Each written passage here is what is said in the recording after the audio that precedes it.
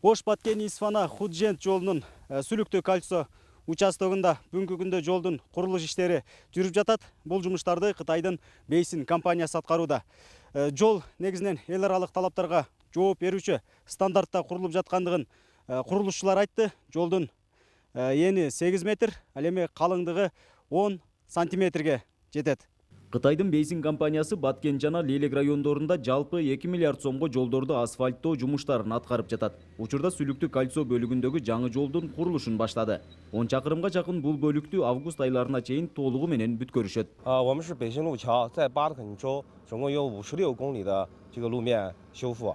巴德肯州分为这个56公里路分为这个 Note 1和 Note 2。咱们这个 Note 2巴德肯州这个有20公里，然后 Note 1有这个36公里。巴德肯这个20公里，我们已在这个2018年已经全部修完。 Азыр биз турган жолду проеги бүтүшү августка бүтөт.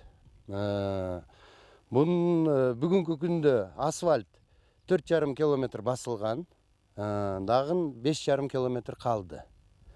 Биринчи слою 4 километр 500ге чейин бүткөн, анан калганы 5,5 километрди биринчи слоюну, анан кийин ал бүткөндөн кийин экинчи слой кетет.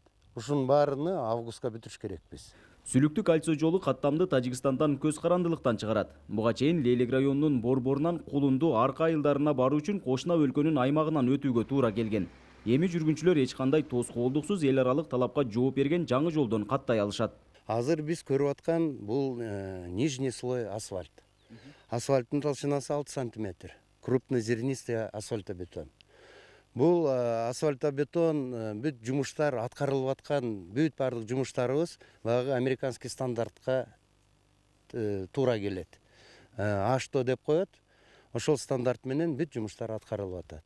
2 ай аралыгында 9 чакырым 700 метр жолго асфальт төшөө жумуштары аягына чыгып, Ош Баткен Исфана Худжент жолу толугу менен бүткөрүлөт.